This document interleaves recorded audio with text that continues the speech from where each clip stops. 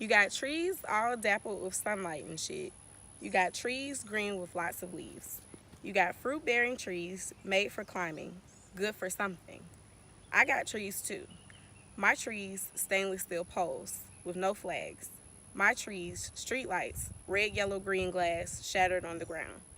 You got birds waking you up in the morning. Birds waking you up in the morning, tweet, tweet, chirp, chirp. That's how it is for y'all motherfuckers. I got birds too. My birds, loud as jackhammers. My birds, loud as police sirens. My birds, loud as gunfire. My birds, electric, gas powered. My birds, killers. The reason that I resonate with this poem is because, I come from a place where there's not a lot of nature going on, just like the poem says, I got birds too, loud as jackhammers. These are typical city sounds, especially, coming from Chicago.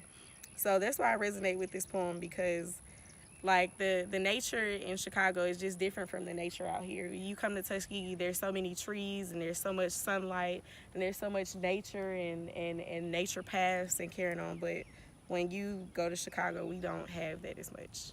So, thank you. Action. This poem is entitled For Alexis. When I look for you, I find you among the trees. They are spirit cabinets that hold the skin and sinew of your soul. While I pass the giant oaks with branching arcs that point skyward, I hear the rustlings of your untried voice. Hushed until springtime, I walk beneath the canopy of willows, and I am enfolded by your gentleness, of your wispy arms. When the red buds flush fuchsia, I embrace your coming. Each year they signal expectancy and new life. So when the gray-brown puppy died, even after I cradled her in a box with a heating pad to mimic the warmth of her mother.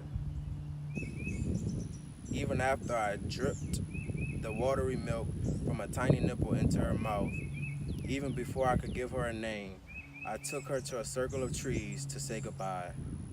The trees whispered, "The Lord gives, the Lord takes. Blessed be the name of the Lord." I stammered out a prayer. "Our Father, who art in heaven, hallowed be thy name."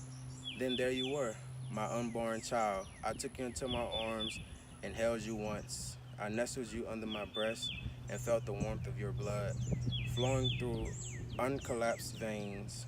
I snatched you from the doctors and nurses who tested your tiny body for folic acid.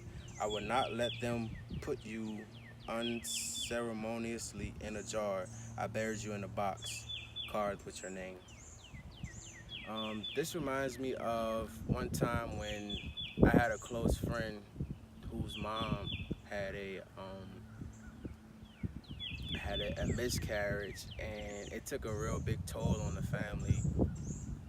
There was no amount of grieving, no amount of sorrows, letters, and notes or cards that could, you know, bridge the gap for that pain that when they thought that they were going to have a child from when they learned that they were having a miscarriage. So similar to this story, they didn't let the doctors just put the baby into a jar. They kind of did their own ceremonial, their own burial, and they actually have a tiny tombstone in the cemetery back in New Orleans.